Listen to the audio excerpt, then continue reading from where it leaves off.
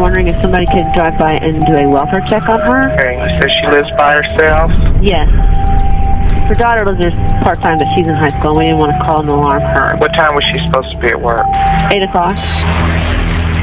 She just never misses without telling us. Okay, well, we'll check and we'll give you a call back if we need somebody. Nobody has a key or anything there, do they? No, we sure don't. The woman you heard in the police call is one of Marty Hill's co-workers who has been so worried about her. Marty has been missing from work on September 8th, 2010.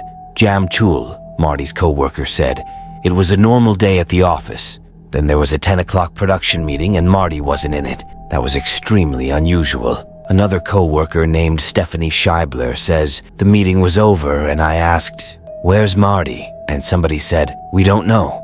She continues to say, "I sent her a quick text. Maybe something had come up." No reply to the text. I called her a few times. She never phoned me back. That's why I knew that something was wrong, because she would not just miss work, she said. Marty's boss also shared his worries with his team and said there was a real sense of concern. What do we do? What should we do? So Marty's boss, Tom Mai, decided to pay Marty's house a visit. He said, "About 11:30 a.m. I decided to drive by her house. When I arrived there, her SUV is parked in the driveway, but there was no sign of Marty. I walked up, rang the doorbell, no answer, knocked on the door, no answer. So I went back to my car on my cell phone and I called the office and said, 'The house seems eerily empty. I think perhaps you should call the police.' And that's when one of Tom's staff called the police, as you have heard earlier. A couple of minutes, Bill Baldwin from the Prairie Village Police Department finally arrived in the area to respond from a requested call for a welfare check. He said, 'The neighborhood is a very quiet residential neighborhood. We don't get many calls in that area.' I went up to the front door. I noticed that the door was closed and not locked. I opened up the door and said, 'It's the police department. Marty, are you home?' Bill asked in a loud voice. He continues to say, 'I said that over and over again. I do notice what appears to be a woman's purse sitting on a table in the kitchen or dining area. Seeing the purse there told me that I'm married and my wife doesn't go anywhere without her purse.'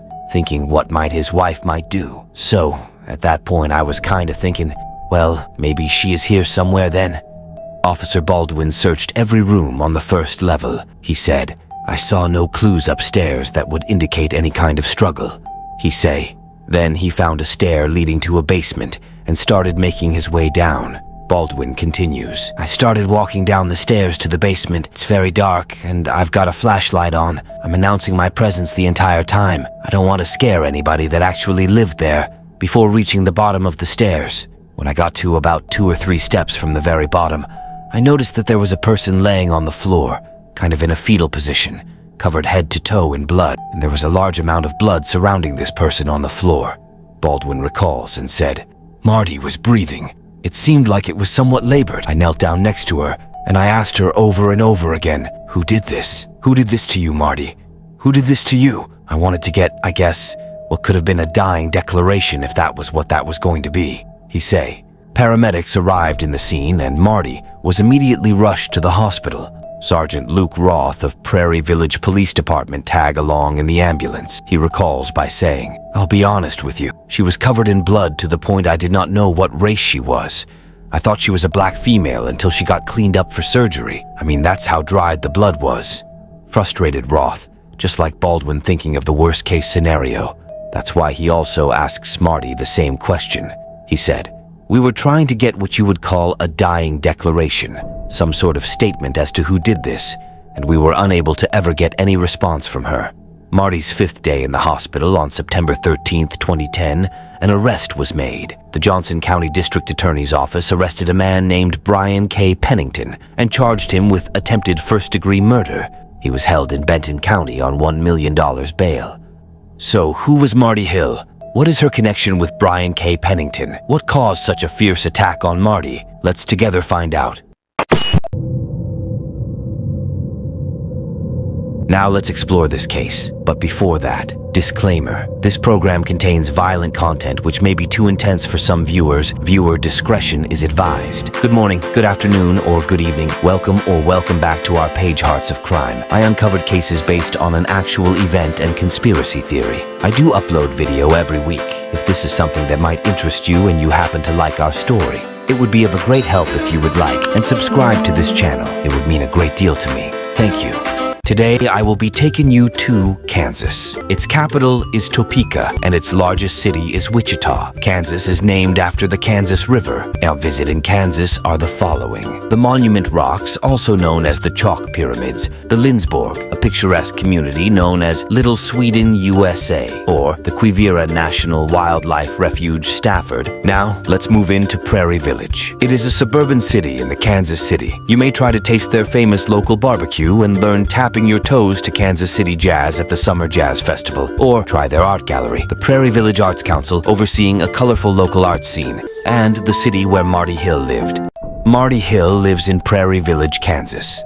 She is a single mother of two, named Mackenzie Hill and Stephen Kirby. Marti rarely took a day off and was never late getting to the office. Marti loved her job as a graphic artist for Camp David, an apparel company in Overland Park, Kansas. It's a small manufacturing facility with a tight-knit group. Her co-workers loved her since she's a good person with a good heart, a genuine, outgoing, fun person. Aside from that, she's a hard worker, and she's always trying to make everything better and very reliable. Who could have done this to her? One of Marti's co-workers asked. One of the detectives said, Marti's mother Shirley told us that there was a company by the name of B&J Construction who had recently done work at her house, who she had actually referred to Marti. She told me that the supervisor of that construction company was named Brian, and that he seemed to be a nice guy, he says. Marti's mother also say, I thought Brian was a hard worker and a family man, and he did good work.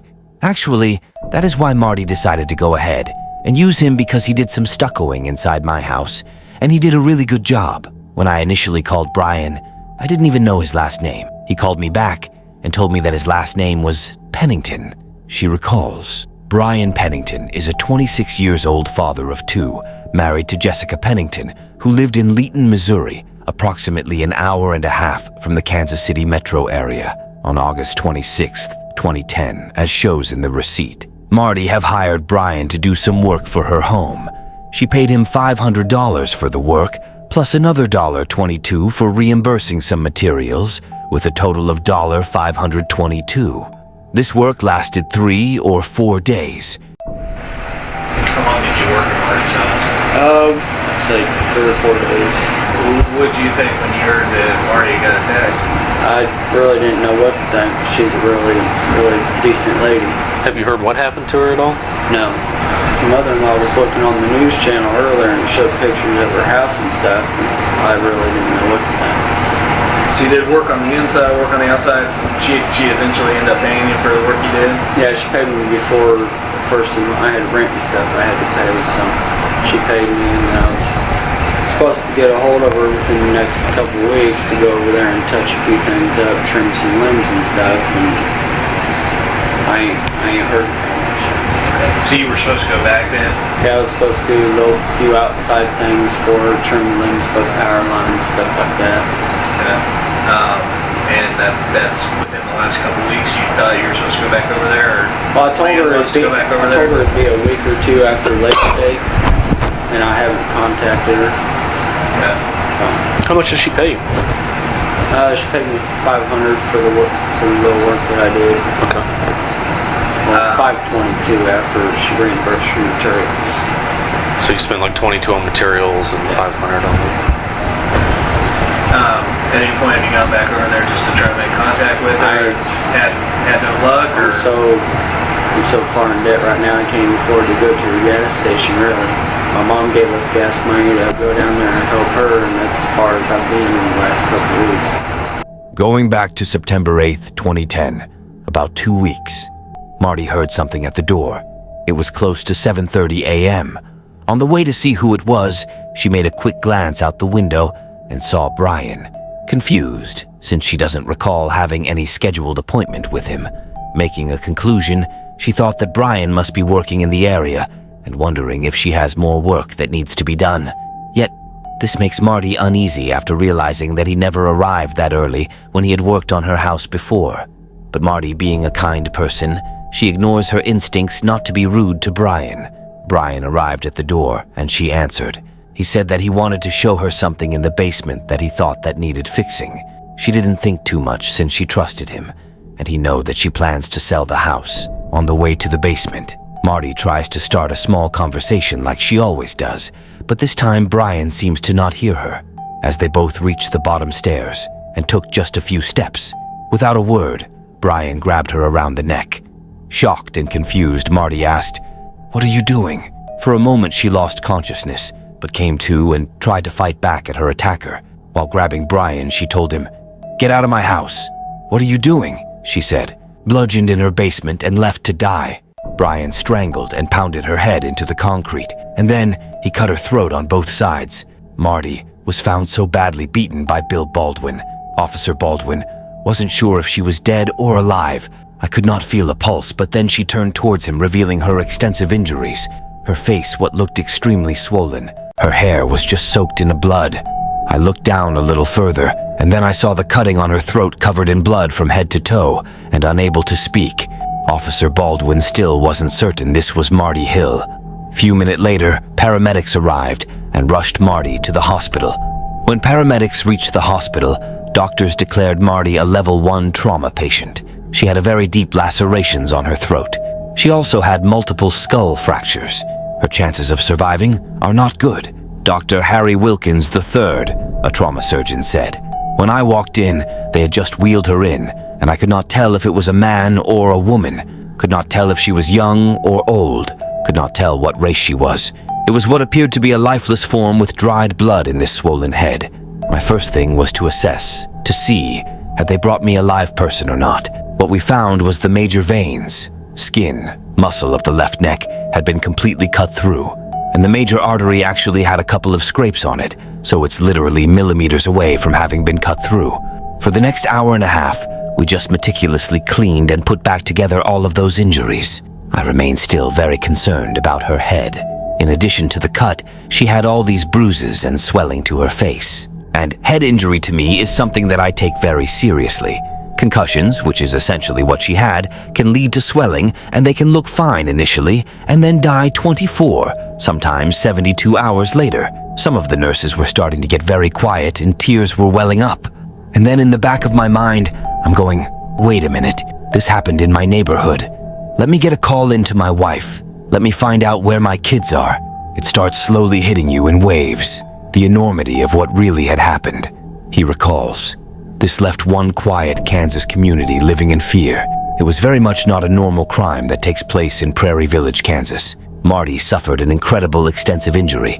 She has several fractures to her skull and face, several 1/4 inch deep, 6 inch long knife wounds in her neck, severe brain concussion and severe brain swelling, stitches around her eyebrows from cuts on the face. Detectives knew it was unlikely that Marty Hill would be able to help them find the person who beat, stabbed, and left her to die.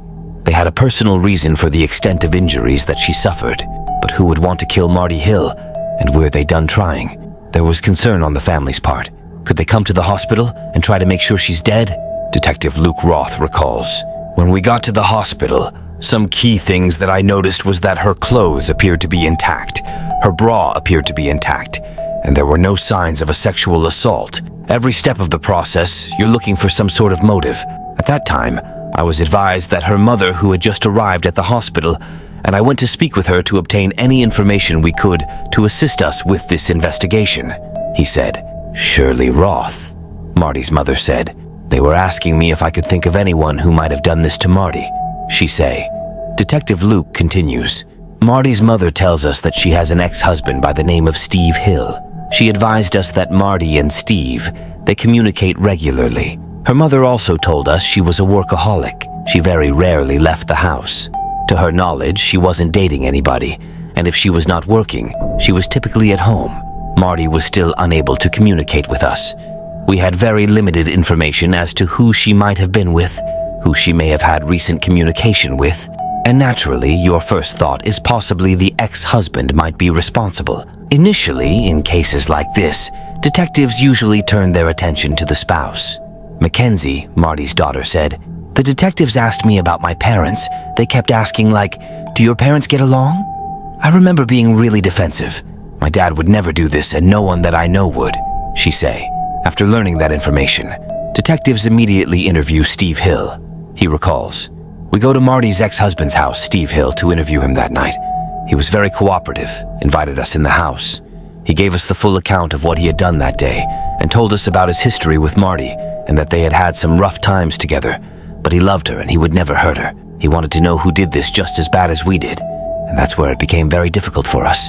We were stuck with the information of Mr. Hill was not a suspect and quickly eliminated as a suspect after that. Me and my dad had a lot of conversations trying to get to the bottom and think of who would have done it." Mackenzie continues, "Someone had broken into my grandma's house a few days before. Maybe it was the same person and maybe someone was after our family," she added. But later that night, after detectives left Steve Hill's house, a strange thought surfaced. "I just remembered somebody told me that she'd had somebody working on her house, so I tried to call one of the detectives," Steve said. "I ended up getting a voicemail on his cell phone and I just left him a message." Marty's mom, Shirley Roth, had also told cops about the handyman. She's the one who recommended Brian Pennington to her daughter after he did work on her own home. "It was stucco in the house and he was just fine," said Shirley Roth. "He did a really nice job. He became a friend of ours." Shirley hoped maybe Brian Pennington had seen something suspicious while working at her daughter's home, something that could help with the investigation. Shirley said, "So right away I looked at my phone and gave Brian's telephone number," she say. "Quite honestly, we were looking to see if he might have seen anybody at the house that was staying with Marty, that she may have been dating, that she may have been in communication with, because we had nothing to go with," said Sergeant Roth. Detective Jason Wakefield first reached Brian Pennington by phone. Brian agreed to meet with him. "He invited us to his house," said Wakefield. 2 days after the brutal attack left Marty Hill at death's door, Detective Wakefield and Sergeant Roth head to the home of her handyman. "We arrived at Brian's house a little after 9 o'clock p.m. When we initially pulled up, it was a very dark house that's kind of secluded. When we knocked on the door, we were invited in the house. My partner and I followed Brian into the kitchen. He was very polite and cooperative. But before going inside, a red truck in Pennington's driveway sparked suspicion. Detective asked, "You ever drive that red one at all?" Brian replied, "No, it doesn't have plates on it. It just sits there." The day of the attack, Marty Hill's neighbor told cops she'd seen a beat-up red truck on their street. She said she saw this truck around 8 o'clock in the morning, and it was being driven by a white male of smaller stature, said Detective Wakefield. Then another red flag, scratches on the handyman's face. "He told me they were from a pit bull," said Wakefield. "When I looked at them, it didn't appear they were dog scratches. It appeared they were more fingernail-type scratches." Where are the scratches from on your face? A big dog sitting outside. What kind of dog you have? Pit bull. When did those happen? Yesterday. She just jumps all over me, and when I bent down yesterday to unhook the chain, she jumped up and caught me in the side of the face. Detectives asked Pennington if he'd been back to Marty's house since finishing the work 2 weeks earlier. He claimed that would have been impossible. Brian keeps saying, "I'm so far in debt right now, I can't even afford to go to the gas station, really." The entire time, Brian keeps talking about his financial struggles, that there was no way that he could have drove to Prairie Village, Kansas, an hour and a half away. Pennington's wife, Jessica, corroborated his alibi. She said he was home all night with her, said Roth. Hi, Jessica. How are you? Hold on. I'm Detective Wakefield. You're Brian's wife. Has Brian been here all this week? He finished that job last month, and he's been here with me for 2 weeks. Okay. At night? Night and day. Night and day. Yeah, he ain't going nowhere in the night. I can't sleep at night if he's not here. And money's tight right now, right? I think we've talked about that. It's tight everywhere. It's not a big issue. We got our bills paid, and Yeah. I have a mom that's... She helps out. Just you two live here with your 2 kids? Mm-hmm. How old are they? One's 1 and one's 6 months. 1 and 6 months. Okay. One's almost 2. And just to confirm, you're saying Brian has been here. Okay, we're We're trying to figure out what's going on here. Okay.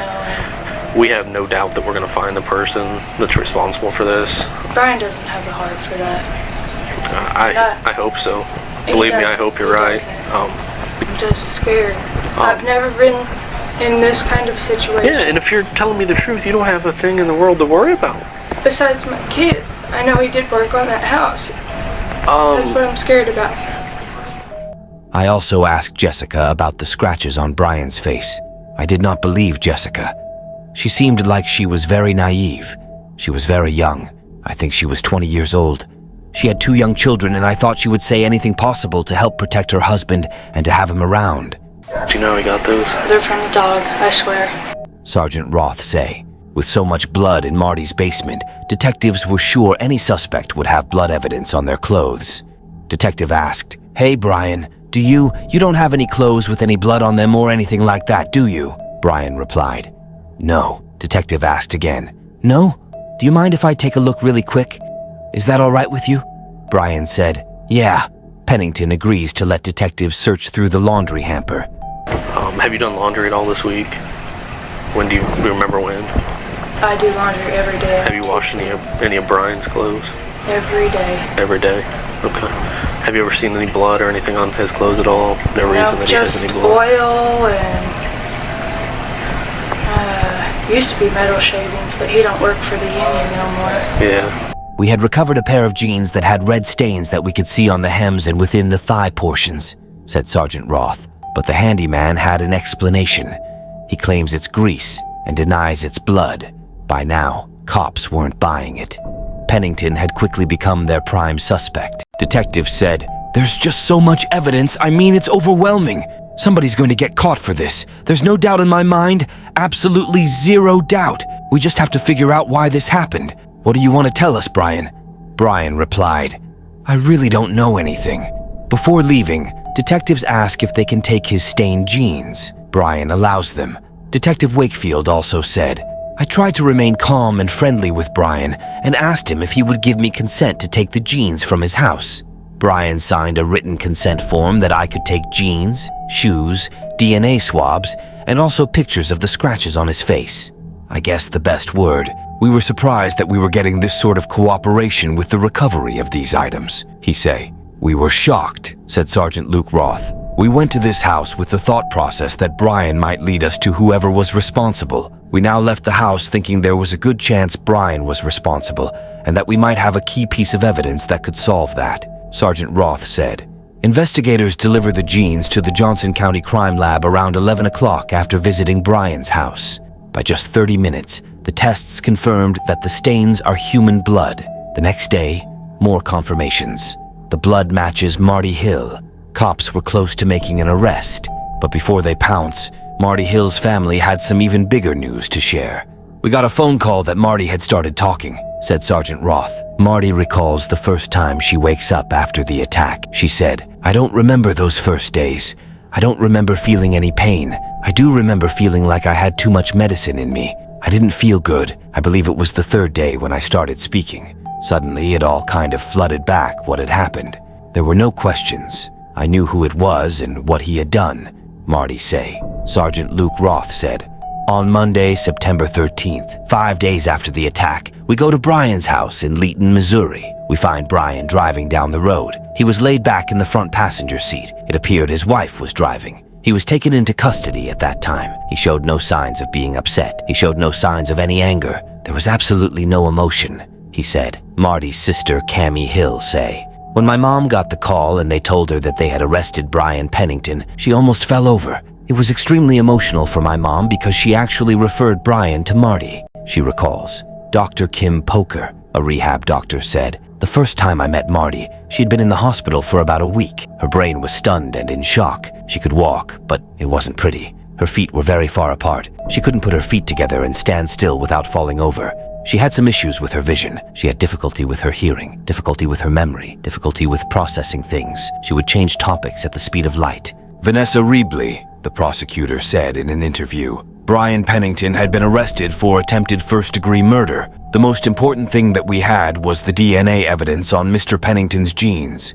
We also had facial scratches on his cheeks that he advised were from a pit bull," she say. Detective Roth say, "The frustrating part about this investigation is that we absolutely have no motive that we are aware of," he said. Sergeant Wakefield said, "There was no theft that occurred from Marty's house. She had money laying out. Her purse was laying out. He did not take it. There was no sexual assault. There was no history that they had spoken since the work had been conducted at her house in late August." While preparing to go to court, the detective makes a background check on Brian on their computer database, and they notice that Brian had a prior police record. Detective Luke said that, "I believe he had over 60 contacts with law enforcement officers. He was involved in several domestic violence incidents where injuries occurred to wives, to girlfriends. Battering women was nothing new to him," he say. On the preliminary hearing on May 17, 2011, Marty's mother Shirley commented about Brian.